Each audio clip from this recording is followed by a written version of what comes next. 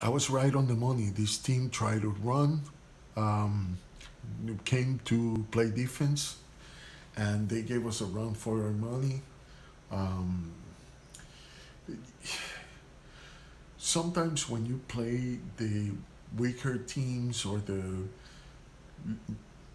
teams that have the more losses, um, there is more motivation from the team that has the worst record than the team that has the best. Sometimes a player comes thinking they come thinking that it's going to be a walk in the park, and as you could see in this game, it wasn't. Um, the Bulls defense and the Lakers' carelessness about this game uh, caused the Lakers to be down by 17 at certain point, and um, you know it it didn't give enough motivation to the team only until the end, basically, of the game, where they realized that they were going to lose. On the fourth quarter, they came out and they did a 16-0 run. Um, Kuzma scored 15 points in the pretty much all in the second half. Maybe two, one basket or maybe two baskets on the first. I can't remember. Um, no, I think he scored everything on the second half. But that was good that he had 15 points, I think. And I haven't even viewed the scoreboards. I know LeBron James had a triple double. Um, I don't know how many points did Davis end up with, um, but I mean, we take the win. Um, we went up to, I think, 12 points ahead, and at the end, uh, they got pretty close, but they couldn't close the deal. Um, so it was an okay game, I guess, because we got the win, but the Lakers played terrible, terrible. I mean, you could notice that their minds weren't even in this game. They were like cruising, you know, like in their minds, because in the game they were losing big time. But they got the victory, and it kind of tells you a little bit about two things. First, Avery Bradley is very important to the team because he is the guy who sets the tone for the defense. Another guy that does that and did it, on the second half was Dwight Howard. They are very important. They are very important for this team because they are the communicators of the defense. They are the inspiring guys in the defensive end.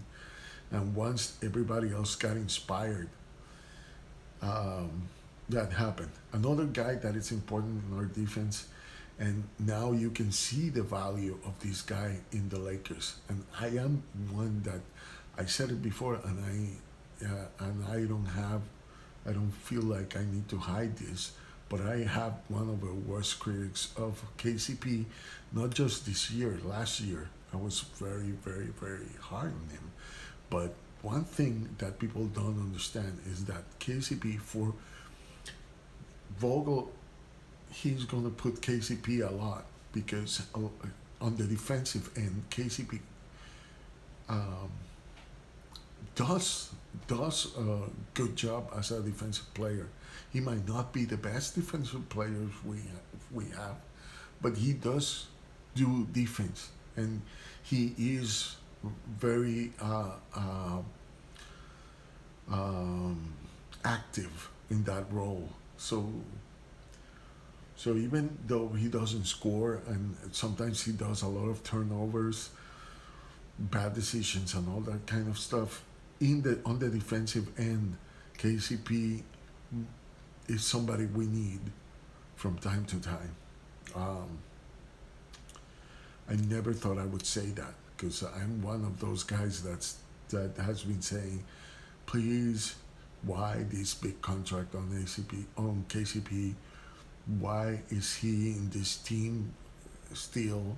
Well, we got rid of better players, and I don't know. Um, a lot of people are going like because Ingram scored um, 40 points, asking if we did the right thing. You know, not keeping the core. But I'm gonna tell you this: Ingram might become a super player, but he needs to rely a little bit more in an outside game that will open his inside game. In a one-on-one situation, he's one of the best that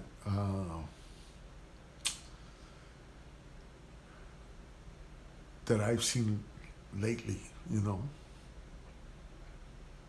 But he relies too much on his one-on-one and penetration game and hogging basically the ball so he can score, which is the reason why he wasn't working for the Lakers because you know um, he can't be the playmaker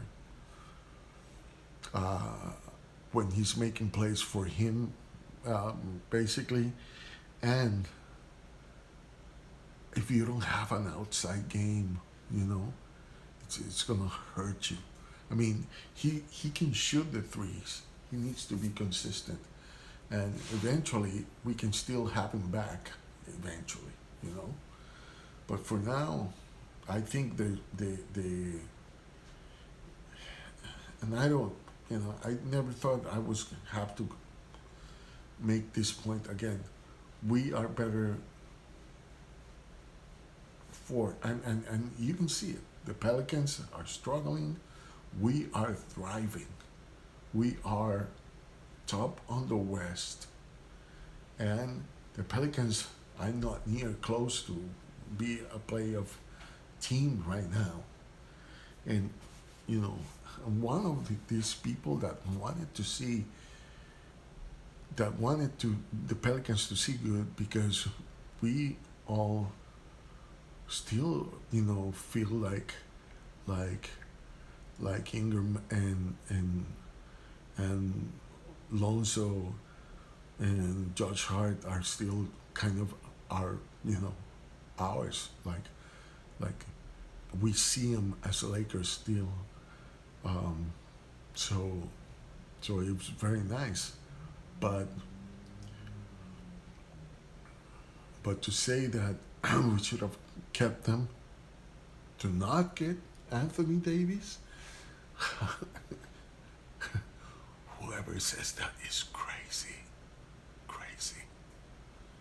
Anthony Davis has scored 30 or more points pretty much per game.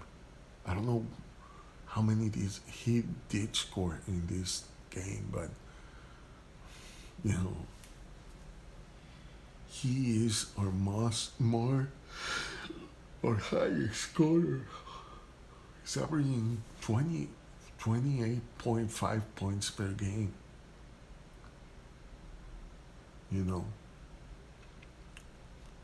So, no. We are better with him. We are. And he's also giving 2 blocks per game, and he's also our rebound leader in the Lakers. What the heck are you talking about?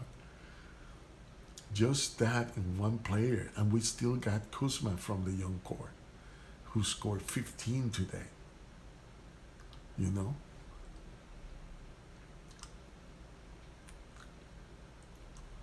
we had space to get all these guys that, we are gonna develop Antetokounmpo. The other thing is we are going to um, we're going to develop um, Horton Tucker. And Horton Tucker, the thing about him, like I said before, is that he's got this, extension on his arms that is like, a guard with the arms of a 7'4" guy or something like that, you know. His arm length is huge. So you have a guy that has this physical advantage that allows Kawhi Leonard being who he is. So we might have a future really, really good defensive guy who can score. And he can score. It's like Charles Barkley with the arms of Kawhi Leonard. I mean, at least in the physical part of it. I want to see what this guy can bring to the Lakers. But, and we still, we're missing Rondo. I hope Bradley is not like, really bad situation, all right? So,